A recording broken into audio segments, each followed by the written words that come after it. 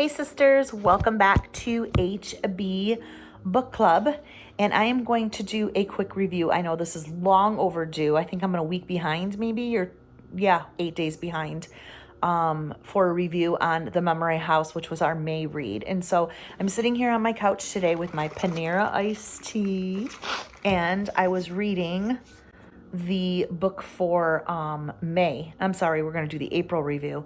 I'm reading the book for May, which is The Golden Thread, and this is so good. So I'm going to talk about that in a little bit. Please don't mind the gray hair, quarantine hair, right? Look how far back it goes. Oof, girl. I thought the headband would blend in with the grays a little, but anyway, I wanted to talk to you about The Memory House. I wanted to give you my rating and give you a quick review on it. And then I'll talk to you a little bit about The Golden Thread, which is experiencing God in every season. And that's the book we're in now. But one thing I definitely want to say is that I love the involvement when other women are like, yeah, I'm reading, I'm doing this, or, sharing. And I kind of want to up the involvement on the book club page. And so if anybody has any ideas or any thoughts or anything we can do to make it more fun, then let me know. If you have an idea on how we should do our book reviews, please let me know. If you want to help be a part of it, I would love to know. I really want to make this fun. I'm staying accountable. I'm so glad that I've read every single book this month. I've done it last year, the year before. I've never stopped. So, and there are you ladies right behind me reading, but I think there's only a handful of us, and honestly, there's a lot of us on this page.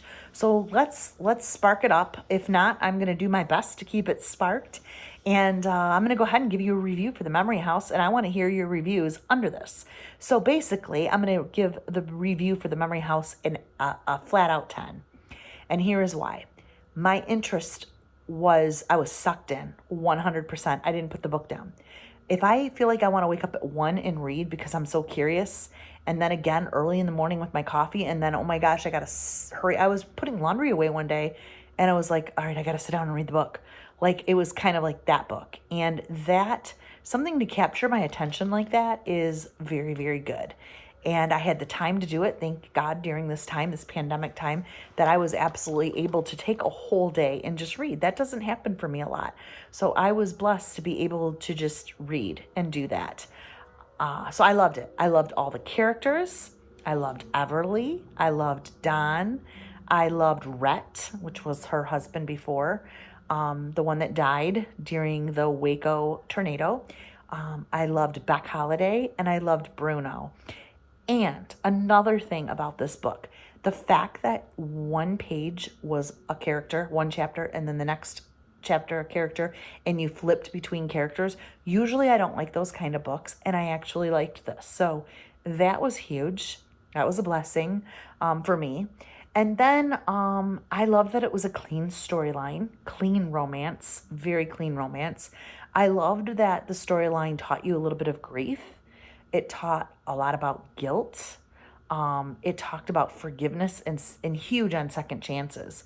And I'm really remembering the part when Everly gave her baby away. Remember, Everly was pregnant when the Waco tornado came through, and she held, hid in that basement cellar part. And when she came up, she found out Rhett, after he had built this beautiful house, which is the Victorian house that 2 decades of women lived in.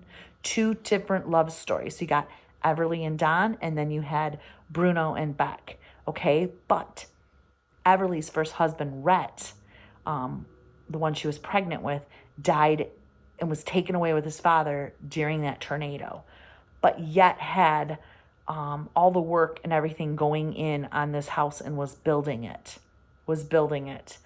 And I am just like, I don't know. That was so sad when that happened. I almost saw it coming, and this was in the very beginning of the book. So that was hard. And then to see that somebody began to take it over and work on it, and this house came back into her life. So there's something sweet about all the connections. Everything was so clean and so like threaded through the storyline and the characters, how each characters how they connected and met. I mean, okay, let's go over to Beck really quick. She was my favorite character, by the way. Who was your favorite character? Mine was Beck, and I loved how, first of all, she was a cop. She was resilient and acted really tough. She kind of had that selected amnesia, like that memory loss, because her dad died in the 9/11 Twin Towers. So that was like really cool. But she was really hard on breaking down her defenses. Like she just like you couldn't get to you it was hard to get into her. I noticed that. And I liked her character because I loved the way you begin to see her courage and her love, and you begin to see her return love and be charmed again. I loved that women can be charmed again.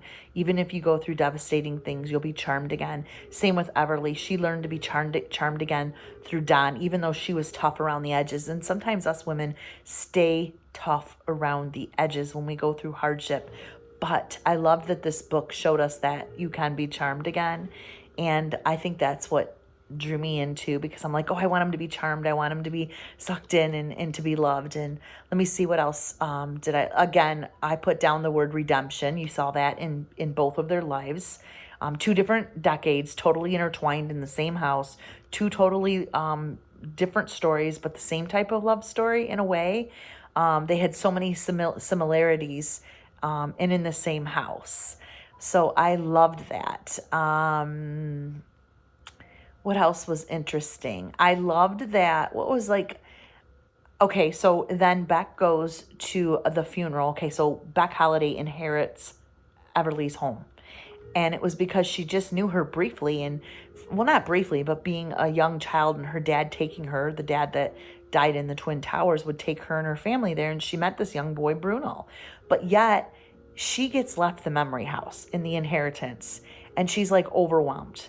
And mind you, at the very beginning of the story, you find out she's pregnant right away, which I'm like, oh my gosh, who she's pregnant to?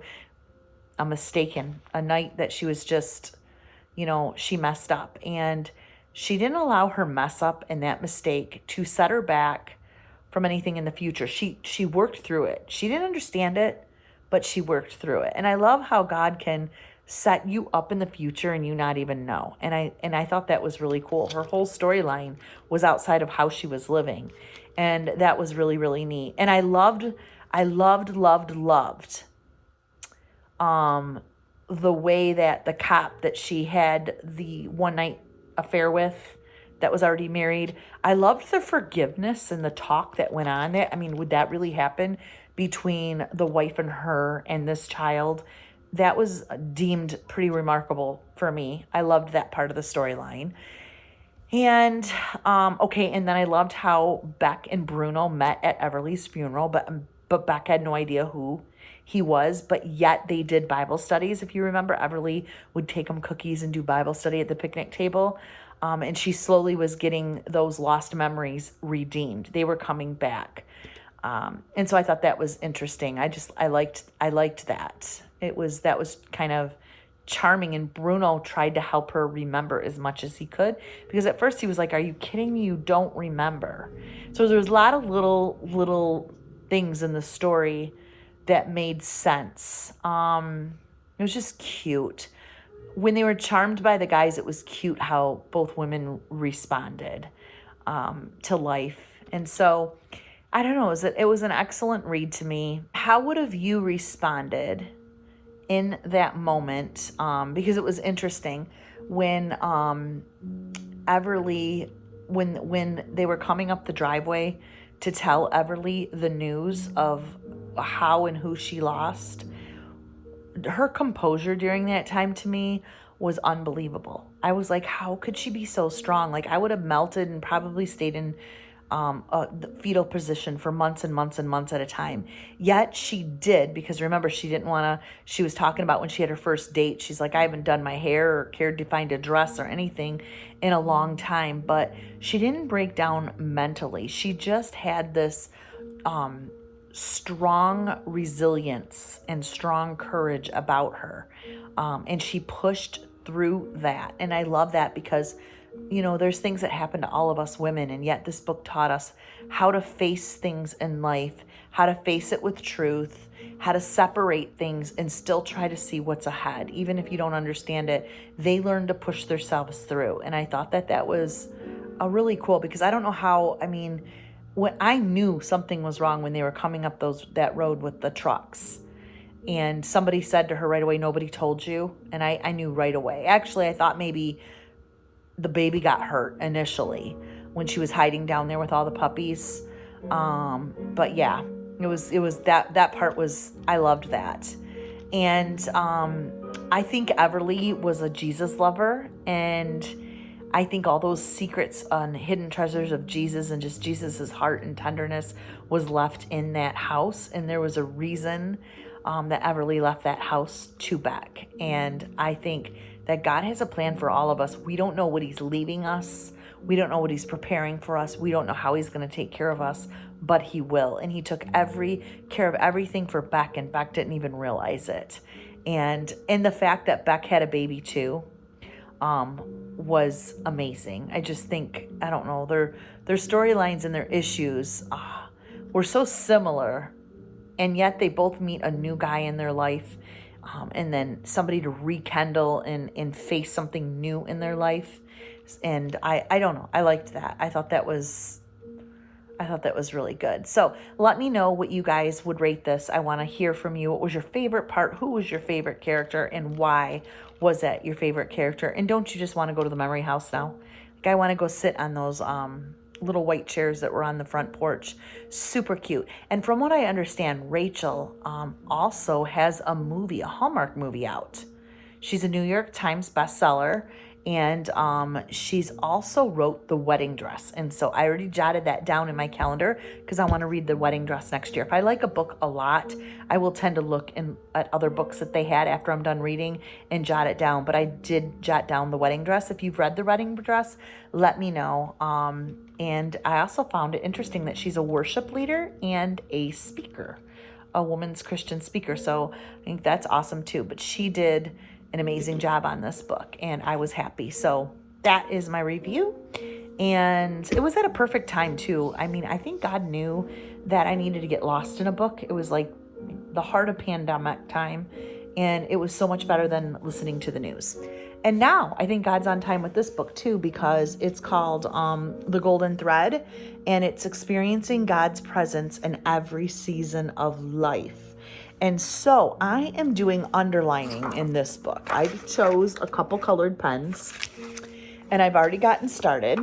And I'm going to take notes behind each one of my underlining parts.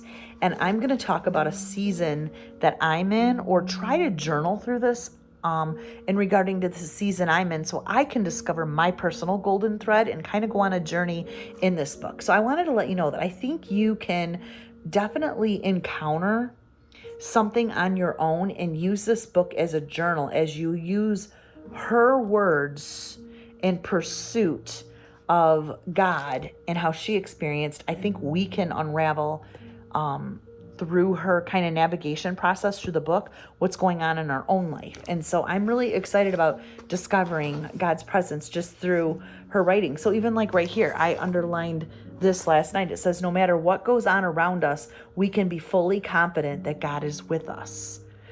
And I think that's neat, especially where we're at right now. So I am on page 37 already. So I've been highlighting. I got my pens out and underlining, and so far, so good. I'm really, really excited. And the foreword on this book was from Joyce Myers, and her whole thing is about following God is always an adventure. So this is going to be a really, really good book to just get somebody else that desires God's love and desires God's presence to really share the way that they find God's goodness. And this is how our faith is stirred, through situations like this, through other people's books. So anyway, this is the book I'm reading. Are you guys reading? Tell me who's reading the May with me, and then give me your review down below for the April book. And I will talk to you guys again at the end of May for this book review. Bye-bye.